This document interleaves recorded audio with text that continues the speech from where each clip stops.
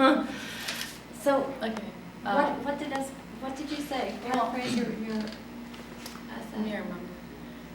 Well, I started out with explaining what it is, and then I think I went on to discuss a little bit about how if people do know something about it, they think it's totally useless, and always think that it has no practical benefits whatsoever, where in my life it's been the most practical thing I could have probably ever done. And I think I talked about how it shaped my personality, how, you know, when you're young and kids have something, like a lot of kids here have sports or something outside of school that they kind of have interest in and develop themselves in. Well, a lot of times I was like this famous little girl, you know, who could speak faster than anybody at 7 years old, who would correct people in their grammar, and, you know, I was like child wonder wherever I go. And I think that played a role, like I became in Esperanto? in shaping my personality in general. I mean, I got to see so many places and meet so many people that I think part of me being outgoing and, you know, friendly with everybody has to do because of that. And just generally seeing so many different ways of living, living, so many different nationalities. You know, people would talk to me about their children, how they live in other countries. I mean, it was just, I think I have a total different perception of the world than most young kids did at that age and still now. So it was only a 2-page essay that limited us, so I don't think I could have said that much. I'm not sure about what else.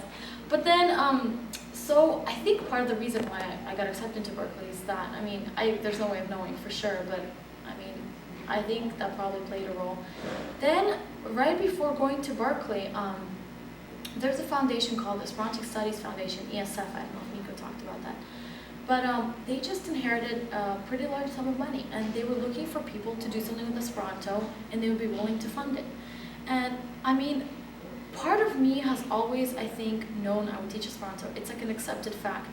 My dad taught it. I was like his helper at, you know, every time I traveled with him to teach Esperanto. And at some point, I just kind of accepted it as part of my life. Like, I'm going to grow up and have a family. Well, I'm going to teach Esperanto, and hopefully that'll be my ticket to travel around the world and things like that.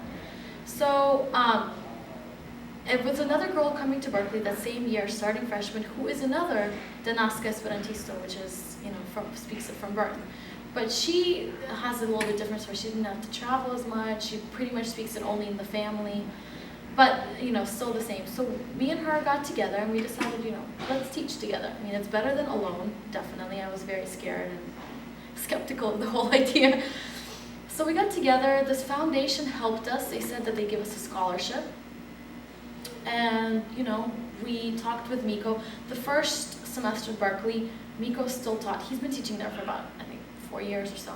So we sat in his class and were his helpers. And then the second semester, last semester, is when we taught our own class, you know, and we used his materials, a lot of them. I mean, this part of the reason why I came this summer, I've been here a lot before studying. But this time, while I'm sitting in the first lesson, I'm trying to learn how to teach a lot and develop some new methods and pick up some study materials and things like that. Well, you